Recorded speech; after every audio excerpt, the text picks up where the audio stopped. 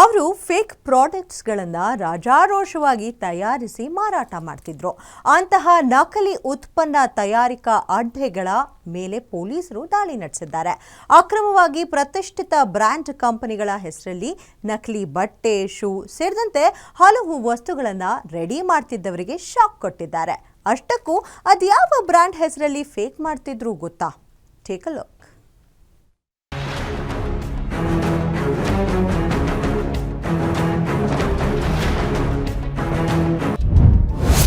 ಪ್ರತಿಷ್ಠಿತ ಬ್ರ್ಯಾಂಡ್ ಹೆಸರಲ್ಲಿ fake products. 2 ಕಡೆ ದಾಳಿ ಮಾಡಿ ಶಾಕ್ ಕೊಟ್ಟ ಕಾಕಿ. ಲಕ್ಷ ಬೆಲೆ ಬಾಳುವ ವಸ್ತುಗಳು ಸೀಸ್. ಸಾವಿರಾರು ರೂಪಾಯಿ ಕೊಟ್ಟು ಬ್ರ್ಯಾಂಡ್ ಬಟ್ಟೆ ಖರೀದಿ ಮಾಡ್ತಿದ್ದೀರಾ? ಹಾಗಾದ್ರೆ ನೀವು ಖರೀದಿ ಮಾಡ್ತಿರೋ ಬಟ್ಟೆ ನಿಜಕ್ಕೂ ಕಂಪನಿಯ ಬ್ರ್ಯಾಂಡೇ ಅಂತ ಚೆಕ್ ಮಾಡಿದ್ದೀರಾ? ಯಾಕಂದ್ರೆ ಅಸಲಿ ಬ್ರ್ಯಾಂಡ್ನ ತಲೆಗೆ ಹೊಡೆದಂತೆ ಇದೆ ಈ ನಕಲಿ ಬ್ರ್ಯಾಂಡ್ನ ಬಟ್ಟೆ ಮತ್ತು ಶೂಗಳು. ಹೌದು, ಈ ವಿಡಿಯೋ ನೋಡಿ ಹೇಗೆ ಜನರಿಗೆ ಮೋಸ ಮಾಡ್ತಿದ್ದಾರೆ ಅಂತ. ಖಚಿತ ಮಾಹಿತಿ ಮೇರೆಗೆ ಒಂದೇ ವಾರದಲ್ಲಿ ನಗರದ 2 ನಕಲಿ ಉತ್ಪನ್ನ ತಯಾರ 3 ದಿನಗಳ ಹಿಂದೆ ಸಿದ್ದಾಪುರ ಪೊಲೀಸರು ಪಕ್ಕಾ ಇನ್ಫಾರ್ಮೇಶನ್ ಪಡೆದು ದಾಳಿ ಮಾಡಿದ್ರು. ದಾಳಿ ವೇಳೆ ನಕಲಿ ಪೂಮಾ, ನೈಕಿ ಬ್ರಾಂಡ್ನ ಲಕ್ಷಾಂತರ ಮೌಲ್ಯದ ನಕಲಿ ಉತ್ಪನ್ನಗಳನ್ನು ಸೀಸ್ ಮಾಡಿದ್ದಾರೆ. ಅಲ್ಲದೆ ಇದೀಗ ಮಾದನಾಯಕನಹಳ್ಳಿ ಠಾಣಾ ವ್ಯಾಪ್ತಿಯಲ್ಲಿ ತಡರಾತ್ರಿ ಪೊಲೀಸ್ ದಾಳಿ ನಡೆಸಿ ನಕಲಿ ಬ್ರಾಂಡೆಡ್ ಜೀನ್ಸ್ ತಯಾರಿಕಾ ಅಡ್ಡಿಯಲ್ಲಿದ್ದ ವಸ್ತುಗಳನ್ನು ವಶಕ್ಕೆ ಪಡೆದಿದ್ದಾರೆ.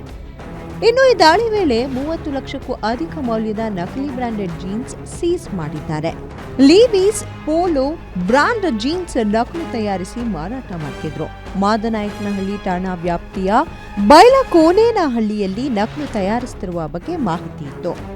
ಎಎ ಫ್ಯಾಷನ್ಸ್ ಹೆಸರಿನಲ್ಲಿ ಲೈಸೆನ್ಸ್ ಇಲ್ಲದೆ ಅಕ್ರಮವಾಗಿ ಗೋಡನ್ನಲ್ಲಿ ಬ್ರಾಂಡೆಡ್ ಬಟ್ಟೆಗಳ ನಕಲಿ ಪೀಸ್ ತಯಾರಿ ಮಾಡಿ ಮಾರಾಟ ಮಾಡ್ತಿದ್ರಂತೆ.